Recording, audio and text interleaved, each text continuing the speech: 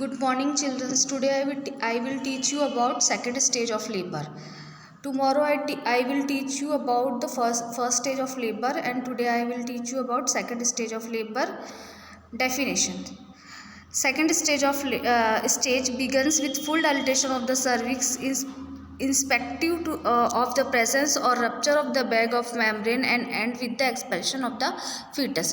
Second stage of labour का जो शुरुआत होता है वो full dilatation of the cervix से होता है और इसका जो एंड होता है वो फीटस के एक्सपल्शन के साथ ही ये समाप्त हो जाता है. Then the sign of full dilatation of the cervix. क्या क्या साइन होता है जो कि फुल डायलिटेशन ऑफ सर्विक्स को इंडिकेट करता है? No cervix left or on vaginal examination, expulsive uterine contraction, anus putting, presenting part is visible, bulging of the perineum. Clinical course of second stage of labor. Pain, intensity of the pain increase, breathing down effort, voluntary expulsive effort, membranous status, membranes may rupture with gush of the liquor per vagina. Descent of the fetus, vaginal sign, maternal sign and fetal sign. Fetal effect. Station of the head.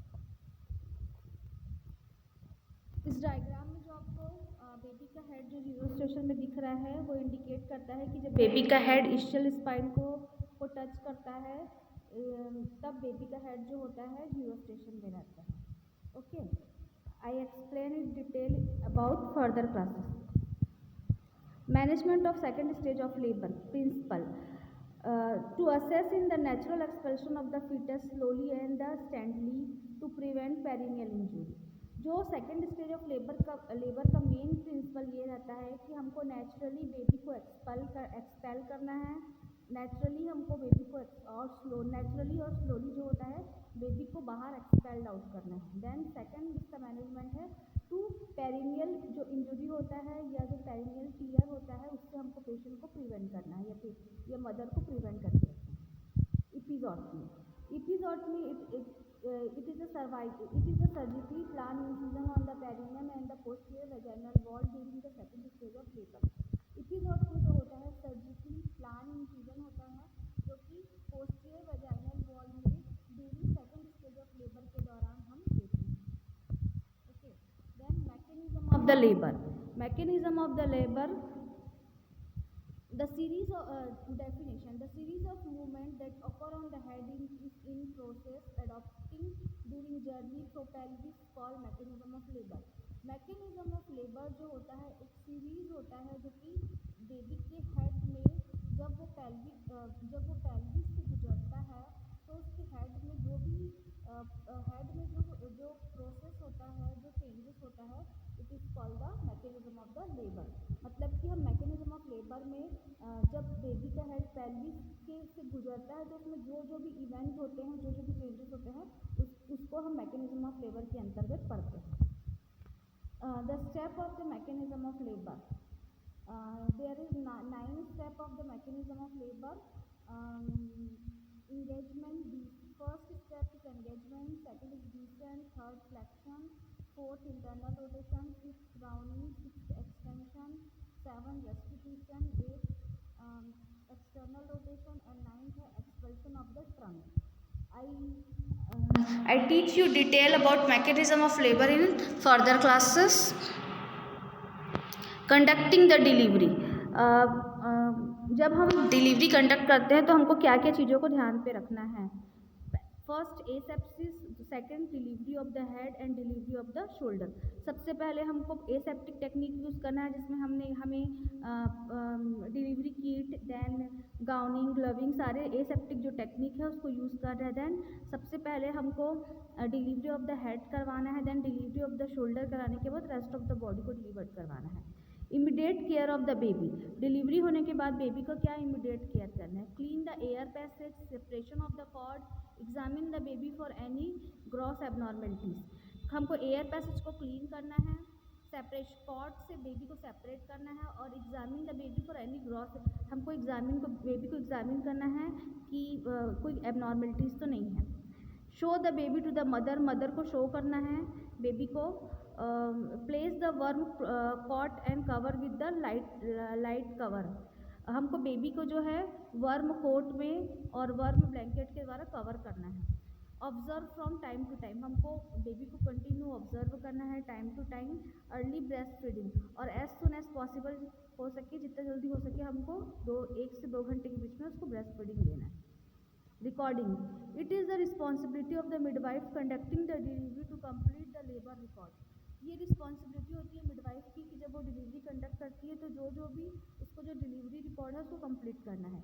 It include detail to any drug administration during the progress of labour and if episiotomy was perform and repaired, यदि episiotomy perform किया गया है या फिर repair किया गया है उसके बारे में डिटेल उसका रिकॉर्ड होना चाहिए। प्रोग्रेस ऑफ लेबर को रिकॉर्ड करना है, जैसे कि पार्टोग्राफ रिकॉर्ड करना है।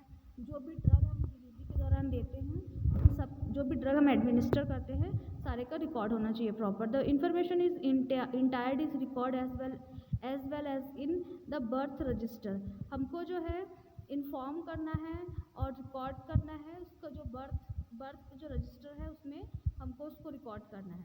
Detail of the baby condition including Apgar score also recorded, हमको बेबी का डिटेल अवगार स्कोर भी उसमें रिकॉर्ड करना है। Management of the third stage of labour, its definition, it begins after expulsion of the fetus and end with expulsion of the placenta and membrane। जो third stage of labour होता है वो baby born होने के बाद से start होता है और एक्सपल्शन ऑफ द फीटस और प्लेसेंटा में स्टॉप होता है। It is average duration is about 15 minutes in both primary gravida and multipara. ये माना गया है कि इसका जो एवरेज टाइम होता है वो बोथ प्राइमरी ग्रेविडा और मल्टी ग्रेविडा में 15 से 20 मिनट तक का होता है। Clinical course of the third stage of labour, first pain before separation, जब हम फर्स्ट कंटिन्यू पेन आना चाहिए, मतलब कि यदि थर्ड स्टेज ऑफ लेबर के लिए नेसेसरी चीज़ें हैं कि उसको कंटिन्यू यूट्राइन कॉन्ट्रैक्शन प्रेजेंट रहना चाहिए, यानी पेन आना चाहिए। बिफोर सेपरेशन, क्या हम जब हम पर एब्डोमिनल एग्जामिनेशन करते हैं और पर वेजाइनल हम एग्जामिनेशन करते हैं तो हमको क्या क्या चीज़ें दिखती है। पर एब्डोमिनल एग्जामिनेशन में uterus become squared in shape, मतलब कि यूट्रस जो होता है डिस्क के शेप का हो जाता है, फर्म होता है, कठोर होता है जब हम फील करते हैं, और नॉट पलाटेबल होता है, मतलब हम इसको पलाटमेंट नहीं कर सकते। Fundal height reaches slightly below the अम्लाइकस, जो फंडस का हाइट रहता है वो जो होता है थोड़ा सा कम उठा हुआ रहता है अम्लाइकस से। पर वेजाइनल देयर में be slightly tricking of the blood, वहाँ पे हमको कुछ स्लाइटली ट्रिकिंग ऑफ ब्लड दिखाई देता है। Length of the umbilical clot are visible from the outside remain static, हमको जो होता है बाहर की तरफ अम्लाइकल क्लॉट जो होता है विजिबल होता है, दिखाई देता है। देन आफ्टर सेपरेशन के बाद जो होता है it take about 5 minutes in conventional management for the placenta to separation, जो होता है ये जो होता है प्लेसेंटा जो होता है सेपरेट होने के लिए 5 मिनट का टाइम लेता है। जब हम पर एब्डोमिनल और पर वेजाइनल इसको चेक करते हैं तो पर एब्डोमिनल में यूट्रस बिकम आफ्टर, जब प्लेसेंटा जब निकल जाता है उसके बाद जो पर एब्डोमिनल में यूट्रस जो कैसा दिखाई देता है, जब हम एब्डोमिनल पल्पेशन करते हैं तब यूट्रस जो होता है ग्लोबुलर फॉर्म का होता है। The fundal height is slightly राइज्ड, जो फंडस का जो हाइट रहता है वो उठा हुआ रहता है। पर वेजाइनल देयर में be slightly gush of the vaginal bleeding, और जब हम वेजाइनल एग्जामिनेशन करते हैं तो हम देखते हैं कि जो ब्लड होता है वो एक साथ वेजाइना में एक फ्लो से बाहर निकलता है। एंड मैटरनल साइन देयर में be chills and occasional shivering, mother को जब हम देखते हैं तो मदर को जो होता है शिवरिंग होता है और चिल्स फील होता है। Management of the third stage of labour, management of the third stage of labour, assistant expulsion, control protection. The Palmer surface of the finger of the left hand is place approximately at the junction of the upper and lower uterine segment, जो हमारा Palmer surface होता है, जो hand का finger का जो Palmer surface होता है लेफ्ट हैंड का, उसको हमको अपर और लोअर यूट्राइन सेगमेंट के जंक्शन के बीच में रखना है। लेफ्ट हैंड का जो पाल्मर सर्फेस होता है उसको कहाँ रखना है हमको, जो अपर और लोअर यूट्राइन सेगमेंट रहेगा एब्डोमेन का, उसकी जंक्शन में रखना है। देन